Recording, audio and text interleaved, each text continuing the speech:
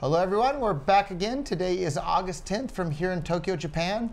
Unfortunately, we're back in the office this week, not at the beach like last week. If you missed last week's video, go watch it. We were on the beach in Tokyo talking to people about Bitcoin Cash on the beach. But today, we're glad to be in the office too, because we're building all sorts of fantastic stuff to bring more economic freedom to the world through Bitcoin Cash, which brings us right to the very, again, I'm Roger Ver. Corbin Fraser. Here we are again, and right at the top of our list is a really exciting development for Bitcoin Cash. Take it away, Corbin. Yeah, so this one's pretty huge. Wormhole Cash, it finally has arrived on Bitbox. So Bitbox being the developer SDK over at developer.bitcoin.com.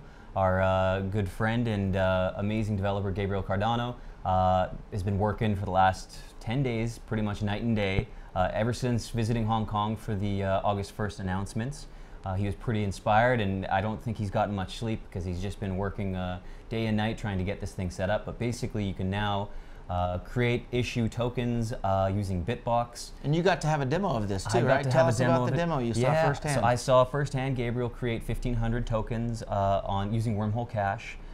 He was able to mint the tokens. He was also able to I just want to go through this here. Create tokens with a manageable supply, issue and revoke tokens. He was also able to change the primary address, which can grant and revoke tokens. So he created a custom token for Quantum Mining Coin, QMC, for a crowd sale, and sold them. So he sold 100 QMC for 1 Wormhole Cash. If you want to read all about it, he's going to have a blog post as well up on Bitcoin.com, breaking down kind of how this all works. The interesting thing is that most of the documentation was actually in Chinese, so I got to watch firsthand as Gabriel was working with some of our translators on trying to make sense of how this was all put together. But because it's an omnifork and because he speaks developer language, he was able to kind of cross-reference things and actually make sense of it and put together the English documentation. So it's official. Bitcoin Cash has tokens. We can do ICO sales. You can do crowd sales. You can do you name it, everything from ERC20 to ERC721, which are basically the same tokens that were used for CryptoKitties on Ethereum. So, for better or worse, ICOs and CryptoKitties are probably coming to Bitcoin Cash in the near future. And they're probably coming to Bitcoin.com too. We've been thinking about having our own ICO for like maybe the games part of the platform. Maybe we'll issue a token and pay dividends or use part of the money from the games part of the platform to buy back the tokens on the open market. There's a lot of things that are now available to us that we've been waiting for Bitcoin Cash to have. We've been waiting for Bitcoin to have it because it got disabled on Bitcoin, but now Bitcoin is still alive and well in the form of Bitcoin Cash, and all the upcodes there are available. Everything's all the fun stuff's happening on Bitcoin Cash. Bitcoin Cash is where all the fun stuff's happening. Yeah, and I think the interesting thing with this one is that it's not like this is an off-chain token, and this doesn't close the doors for other token proposals. So I know, for instance, there's this SLP, the Simple Ledger Protocol. And that's another token proposal that's been put forward after the group proposal. And that one is run by John Fuchball, as well as, I think there's about 6 other developers. I apologize. He just has a memorable name. Yeah, you can check that one out. And it is a permissionless on-chain token, I believe. And it is using I believe it's using the op return. And if you want, they're using op return. And if you want to learn more about all this fantastic stuff that's happening, visit developer.bitcoin.com. And shout out to Vin Armani, who just did an interview with our developer Gabriel, who's behind developer.bitcoin.com. So go check out Vin Armani's interview with Gabriel from just a couple of days on his channel. We'll put the link right here for you guys to click on. It's a fantastic, fantastic interview, and it should really make you excited about all the development that's happening on top of Bitcoin Cash. Yeah, and huge thanks to Gabriel for all his hard work. I mean, he's been working night and day on this stuff. And if you are interested in learning more about Wormhole Cash and how you can issue your own token on Bitcoin Cash, visit developer.bitcoin.com/wormhole.html. We'll have a link to it in the show notes, and go check it out. See if you can play around with it, and make your own token. Give it a try. Give it a go. Yeah. So, which brings us to all the fun stuff happening on Bitcoin Cash. I remember when Dish Network first started accepting Bitcoin in like 2013, I think it was, and it was a big deal because it's a Fortune 250 company, and now, of course, they're accepting Bitcoin Cash, and they're not the only one. So. I was talking about this the other day. I think you may be able to make an argument that there are more businesses now that accept Bitcoin Cash than accept BTC. Yeah. Because you have all the BitPay merchants, all of the Coinbase merchants, and you have a bunch of businesses like Bitcoin.com that have basically, for the most part, dropped BTC because it doesn't work for payments anymore, and added BCH. So like there might be more websites out there in the world that accept BCH for payment than BTC. That's a real possibility. And if it's not already the case, I think that'll be the case in the future because Bitcoin Cash actually works as cash. BTC, I don't know, good luck with their science project. Yeah, and I mean, if you found another business that started accepting Bitcoin Cash, leave a comment below, add a link. Tell us your favorite business that accepts Bitcoin Cash. Put it in the comments right there. And we're giving away shirts to the best comments, so put your comments there. But I'm going to take a moment to pitch my favorite business that accepts Bitcoin Cash. Purse.io. I say it every episode, but I say it not because they're paying us any money, but because I absolutely love it. I use it all the time myself. I used it so you saw that we were at the beach last week doing the news show. I realized I didn't have any good swim trunks. So I used Purse.io between last week and this week to buy some new swim trunks. I got 19% off from Amazon in Tokyo. It doesn't just work in the US, it also works in Japan Amazon and probably other Amazons around the world. So granted, it was a little bit slower here with the Japan Amazon, but I still saved 19% by using Bitcoin Cash on Amazon via Purse.io. So if you like saving money on Amazon, not just a little bit, but like 15 or 20% off of every single product on Amazon, go and check out Purse.io. That's my favorite business that accepts Bitcoin Cash. Yeah, I hear you. Actually, my favorite business is probably cheapair.com. So I've been using that for flights, hotels. Anytime I'm taking off, I've been paying with Bitcoin Cash. They've got it. I mean, it's instant. I mean, you get to use Bitcoin for what it's meant to be used for. And shout out to Cheap Air also for being one of the early businesses to start accepting Bitcoin for payments. And like everybody that's actually trying to use Bitcoin for payments, they realize that Bitcoin Cash is Bitcoin. So thank you, Cheap Air. And thank you, Dish Network, of course, as well. Yeah, so. huge shout out to them. Another sign of the times here too. So a lot of people, maybe they do or maybe they don't know this, but in 2011, I started the Tokyo Bitcoin Meetup group here. And we had people from all over Tokyo show up to talk about Bitcoin. We held it in Shibuya at the Fruit Parlor here. And now that BTC isn't Bitcoin anymore, some other people, not me, launched the Bitcoin Cash Meetup group. And we have the Tokyo Bitcoin Cash Meetup group every single week here in Tokyo. And it just surpassed more than 1,000 people signed up for it. It's only been out less than a year. I think they started like 6 months ago. And my experience is pretty much nobody even goes to the BTC meetups anymore. I don't know anybody that goes to them. They're a ghost town. It's I mean it's the Bitcoin Cash meetups are what the Bitcoin meetups used to feel like. And it's almost all the same people. It is. Yeah, it's really funny seeing the old Bitcoiners and everyone that used to be using BTC. Now. Yeah, they're using Bitcoin Cash now because they actually want to spend their Bitcoin and use it as peer-to-peer electronic cash, like the title of the white paper. Yeah, it's great. They want to use it to buy things like coffee, something that on-chain coffees, on-chain beers. I mean, I don't see the problem. We got 32 megabytes, so we got plenty of room for every type of transaction. So and then on August 1st, I think we maybe talked about it on the beach, but I'll mention it again. Bitcoin Cash did more transactions in a single day than BTC has ever done in a single day, by almost double. Like that's a big deal. And there's tons more room for more transactions on Bitcoin Cash already. So if you're looking for something to scale to be cash for the world, it's Bitcoin Cash. Yeah, it's exciting stuff. Next up on our list, this one's, I mean, you've probably all heard about it and seen it in social media. But, imagine if there was somebody on the internet with all sorts of conspiracy theories that the governments were going to try and silence them from saying things on the internet, and everybody said, oh, what a nutcase. Nobody's going to silence that person. And then suddenly they were on the same day purged from every major media website on the internet. It'd make him look like he wasn't so crazy after all.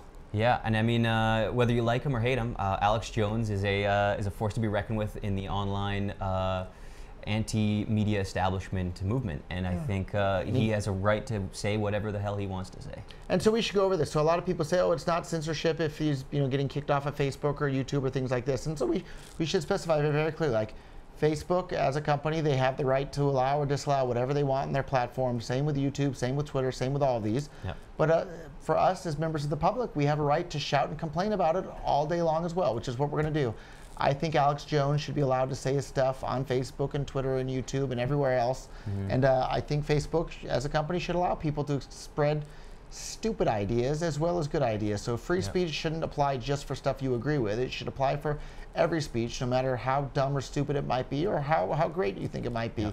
The free flow of ideas is what the internet is, should be all about. So Facebook, yeah, you can allow or disallow whatever you want on your platform, but I can criticize you for disallowing things on your platform. So you're banning all these libertarian or conservative types from your platform. Shame on you, Facebook. You should allow these people to have a voice on your platform. It'll make your platform a better thing. And what do you make of it being such a coordinated shutdown of InfoWars? I mean, it seems like Google, Facebook, it was like all of these big tech companies just all shut down. So like, it seems pretty clear. It seems pretty clear the thing pulling the strings was the United States federal government. I think it was direct pressure from the United States federal government to kick these people off these social platforms. So, which makes it even worse. So, and if you think about it, that means that the government's extracting money from, Alex Jones pays taxes too. So they're taking tax money from Alex Jones and others, and then using that tax money to pay people to harass businesses like Facebook and YouTube and others, to then pull Alex Jones's content off of the platform. Like, they're using Alex Jones's own money against him. Like, it's just crazy. And like every other U.S. taxpayer, they're using their money against them to or like the propaganda in the NFL too, right? It's all sponsored by the armed forces and patriotic this and that. It's a bunch of money stolen from people in the form of taxes, then used to indoctrinate them via the NFL propaganda. So like, it's just crazy. Imagine if you or I started extracting money from people under the threat of violence and then using that to promote Bitcoin Cash. They'd think we're a bunch of bad people because it wasn't our money to take in the first place. And even if they're using it to feed, kids in an orphanage, it wasn't their money to begin with. So stealing isn't okay, even if you use it for a good cause. And most of the time, they're using it for horrible causes. So that's my political rant on Bitcoin news today. Yeah, and actually, on that note, I think we should personally invite Alex Jones and Infowars.com to join Memo.cash. I think we're going to see more and more of this decentralized, permissionless social media networks that pop up. Memo.cash seems to be the premier one, very fast-growing one. We're seeing the ability for people to embed messages in these tiny microtransactions, which allows anyone to say anything they want and embed it into the blockchain. And I mean, if you check out on the recent This Week in Bitcoin podcast, they had Joey King on, and he goes through why Memo.cash is actually such a huge force to be reckoned with, especially with the fact that the only thing that's keeping Memo.cash, the only attack vector on Memo.cash is its front-facing website. The data itself is in the blockchain. So if Memo.cash gets shut down, you can clone it. Clone mirror it. Yeah. It's the same thing as the Pirate Bay and all these other things. It's the ability to rebuild and ensure that if someone is censoring, we can actually monitor and triple check that blockchain to see if Memo.cash were to ever censor something. And if they were, we can easily take that protocol that they've created and fork it into memo2.cash, or maybe we'll make memo.bitcoin.com at some point. So it's exciting stuff. So I think don't censor, and the solution to people spreading bad ideas is more discussion, not less. And if someone has a bad idea, the best thing for it is to shine a light on it. Talk about it. If you're busy censoring discussion and censoring debate, you've already lost the intellectual argument. So reminds me of another group within Bitcoin, but we won't mention them until the end of the show. So, which brings us to another thing. So like, I want everybody that's watching this to know, like, Bitcoin.com is a business, but even more important than that to me, it's a platform that we can use to spread the ideas of free markets and free minds and free speech and voluntarism. And that's what I intend to do with Bitcoin.com. And so as part of that, we've teamed up with Cody Wilson of the Ghost Gunner, who's having a hard time with a bunch of lawsuits about files that people can download on the internet on how to 3D print a gun. It's a file, it's a computer file with information, and the US government's trying to say you're not allowed to have a file with information. That's a bunch of nonsense. So we're about to launch freedom.bitcoin.com. You've been working on that. Tell us more about what we're going to have there. So a few of the guys here in the office have been working all week on it. We're just trying to get everything set up, but we want to highlight some of the organizations, some of the kind of issues at hand that Bitcoin.com supports. And the first one that we're going to be jumping on is this Defense Distributed Fund, which will help raise funds for Cody Wilson and his team for dealing with all these ridiculous lawsuits that are just basically targeting him and his group from releasing information. Computer files, right? And that he made, or other people made. I think freedom to information is a right now. I think in this day and age on the internet, it shouldn't be censored, no matter what the file is, in my opinion. And there's as long as it's not causing harm to anyone, and I think most people will agree that 3D printed guns might be a little bit taboo, maybe a little risque, but if you're using them for defensive purposes and not, and the thinking... It's called defense distributed, not offense distributed. Exactly. So. And I think the thing that a lot of people forget with a 3D printed gun is those files have been out there. So it's not like someone with nefarious purposes, they could easily already have access to those files. So why shouldn't tax-paying, free people be able to also have access to those files should the worst, happen? And I had a long conversation with a few people in the office here, and we were talking, about the ethics of 3D printed guns, and I kind of reminded them, places like Venezuela, where people are fighting for food, they're fighting for God knows what, and if you have a 3D printer and you've got a stash of food, it might be nice to be able to defend that stash of food were the worst to happen. Someone break into your house and try to attack your family. So let's not mince words either too. Like, you're Canadian, so it's not quite as big of a deal. I used to be American, so in America there's this thing called the Second Amendment. And the Second Amendment guarantees people's right to bear arms. It's not about being able to go hunting.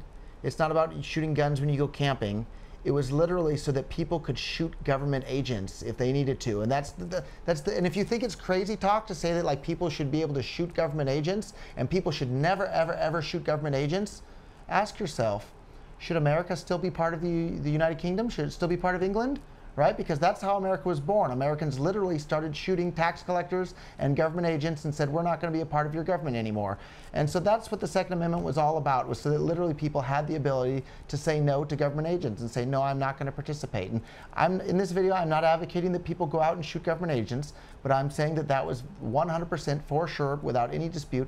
That was the intent of the Second Amendment, was to give people the ability that if the government gets out of control, and that's for people out there to decide when that line in the sand is, giving people the ability to say, no, I don't consent, and if you try to force me, I have the ability to defend myself. So that's what it was all about, and I think we need more of that sort of ability for people to defend themselves around the world. So how does that sound as a Canadian? It's funny, I've had this really strange growth throughout the last 5 years here. I was I would call myself an old liberal. I was kind of amongst the typical Canadian. We are usually more left-leaning, but I've kind of had this growth towards center-right libertarian, and now I would identify probably more as a libertarian. I'm quite anti-government. I'm very anti-taxation. I do find taxation is theft. So let's not mince words. So when we say anti-government, we're just anti-coercion. It doesn't matter if it's a government agent doing the coercion. It's anybody who does the coercion. Don't coerce peaceful people. Don't steal from people. Don't take things that don't belong to you, and just apply that consistently across the board. And I find, especially with the gun side of stuff, Canadians, they don't like to talk about it, but there is actually quite a high amount of gun ownership in Canada. We also have dealt with a large deal of drama between gun registration and the rights to register your gun, and what is a what is a legal gun that you can own, different training that's required for different sizes of guns. But yeah, I do feel like in a free society you should be able to protect yourself and your family and your land and your property, and I think that's just basic human right, in my opinion. Yeah. So to add one little thing on guntalk.bitcoin.com, apparently, the argument that persuaded me the most in regards to this was that gun control is gun violence. And what does that mean? Let's stop and think about it. So gun control is one group of people with guns telling everybody else that they're not allowed to have guns. And if they try to have guns, they will use their guns to take away the guns from the other people that they claim aren't allowed to have it. And a lot of people say, oh, you guys are talking all this pro-gun stuff in Japan where nobody has guns. No, that's not true. I see guns every single day in Japan. There are people walking around in Japan with guns on their hips. And if Corbin and I tried to have guns, those people would use their guns to take our guns away. And philosophically, who's to say? Why do those people get to have guns when Corbin and I don't? And so I think the strongest argument for me is that gun control is gun violence. And previously, I used to be somewhat persuaded by the arguments of John Lott that more guns mean less crime.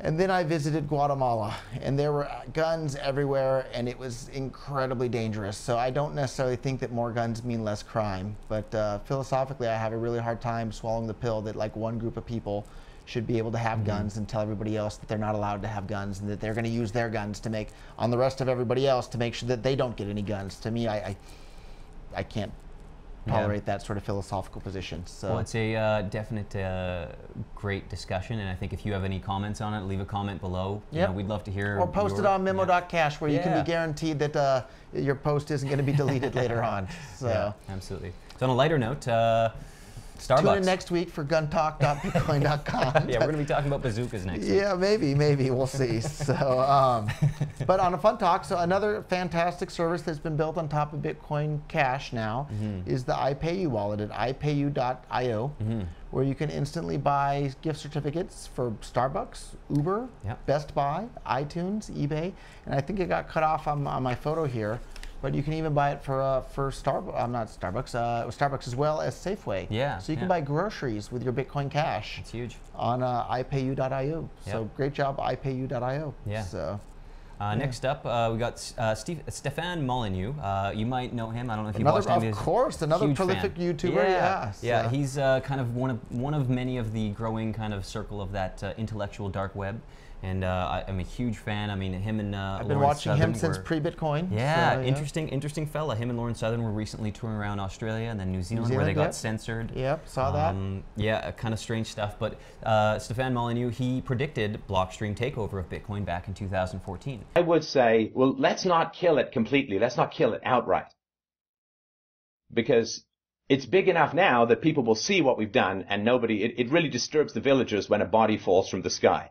So what they're going to try and do is they're just going to try and not take out the revving engine with an airstrike, but just throw little bits of sand in it, little bits of sand in it, little bits of sand in it, until most people find it too difficult and cumbersome to use, and then say, well, it was an interesting idea, just didn't quite work out the way that people wanted. And I think that is the great danger. We're going to link to the video in the show notes, and he called it. He called it to a T, and it's really shocking. Yeah, he said they won't ban it outright. They won't say they'll just like gently keep throwing sand in the engine and gumming up the works of Bitcoin. And that's exactly what they did. Yeah, so. And it's I really implore a lot of these people, kind of these free thinkers online, to make a video on Bitcoin Cash, make a video on Bitcoin Core, and talk about the politicization between the two and how things have changed, because I think more of your viewers would actually benefit from Bitcoin Cash. And I do think that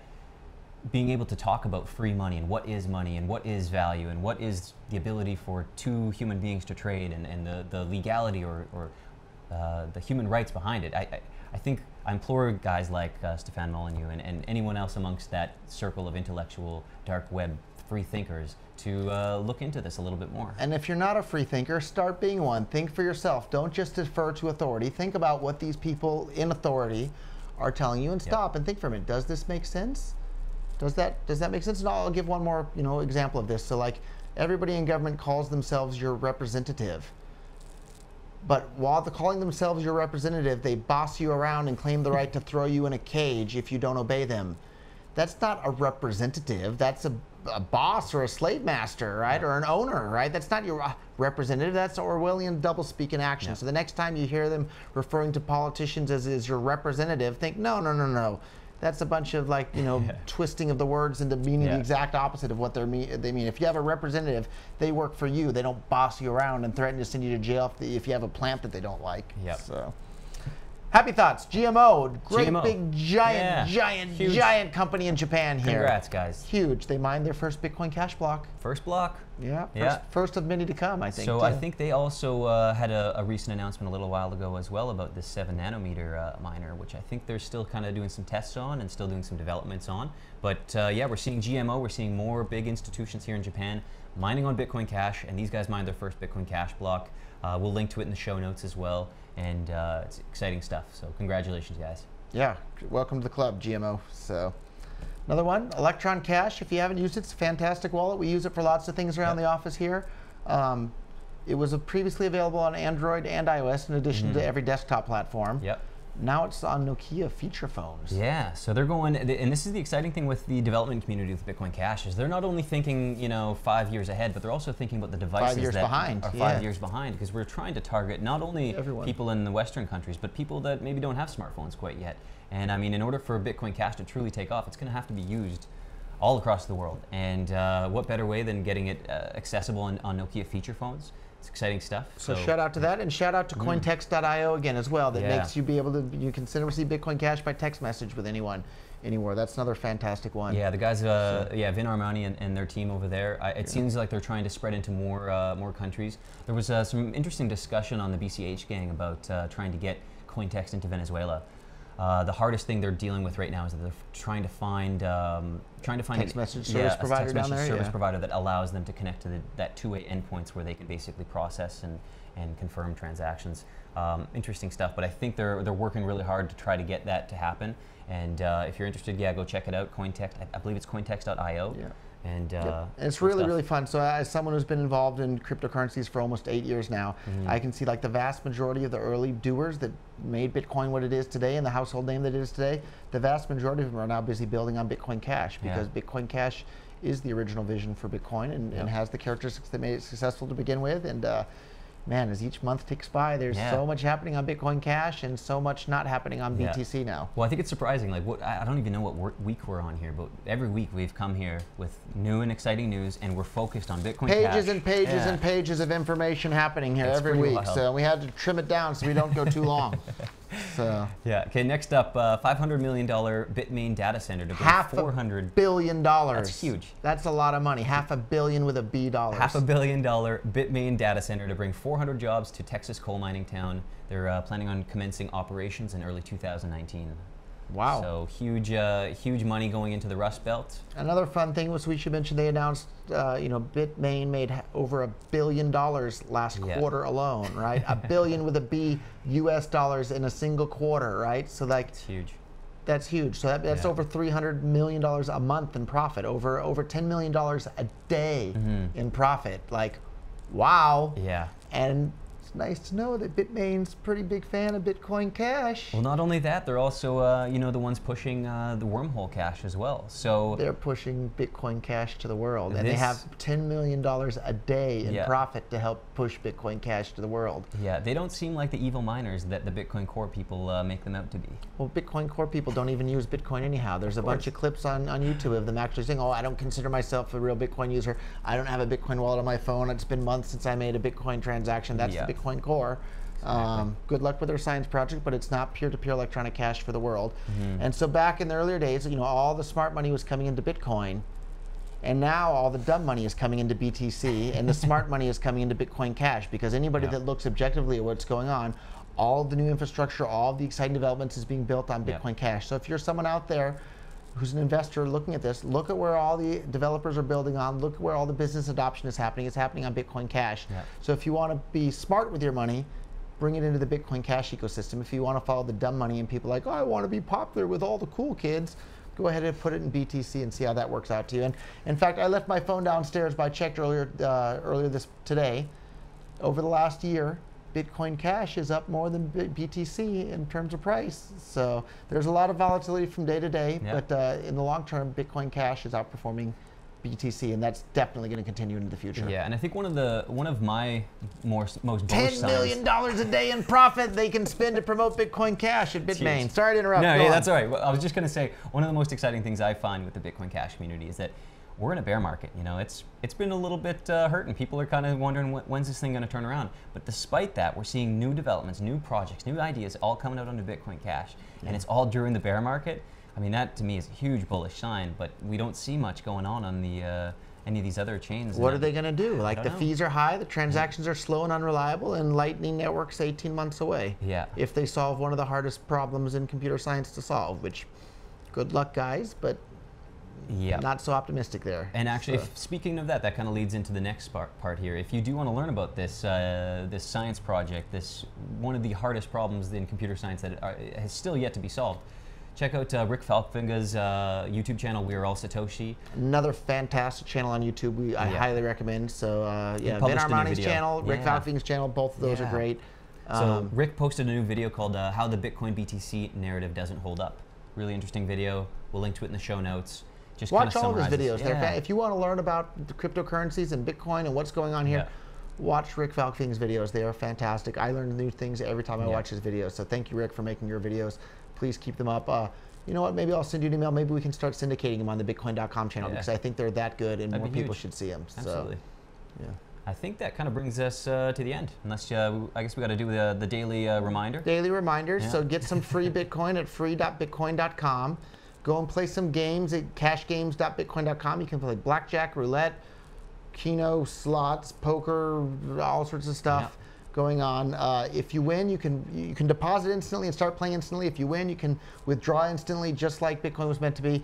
And we hope you win. If you don't win though and you lose, that means the house won, and we're going to take that money and we're going to use it to spread more Bitcoin Cash adoption around the world. So it's a win-win situation no matter what on that one. But the real important reminder is that the BTC community has been busy engaging in a massive censorship campaign for almost 3 years now. Our Bitcoin has been completely censored. BitcoinTalk.org is censored. Like, if you're having to censor your opponent to win the argument, you've lost the argument right then and there. And so there's a bunch of people on the internet that are new to Bitcoin. They don't realize what's been going on. They've only been allowed to hear one side of the story because sadly our Bitcoin, it gets more traffic than basically every other Bitcoin discussion website combined.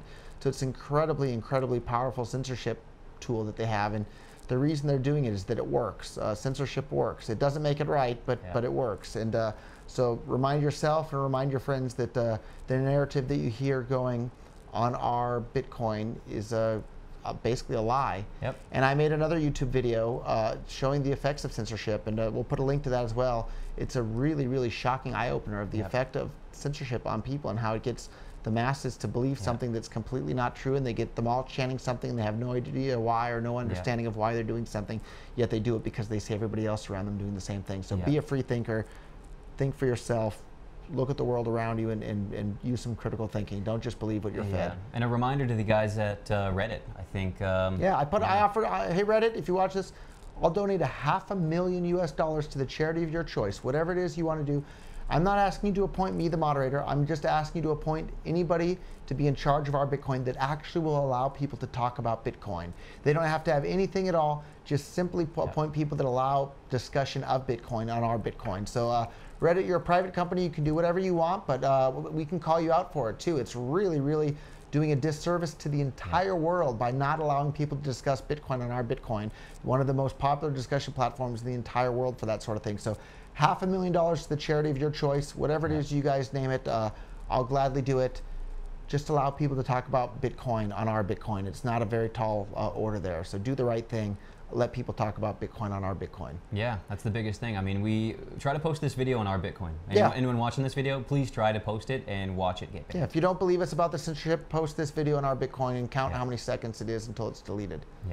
Yeah, pretty wild stuff. Anyhow, that's it for this week, I think. So thank you guys. Subscribe to this channel. Share the video on your own social media. Share it on Memo.cash, Facebook, Twitter, everywhere you can. Help spread the word. And tell your friends about Bitcoin Cash and Bitcoin.com.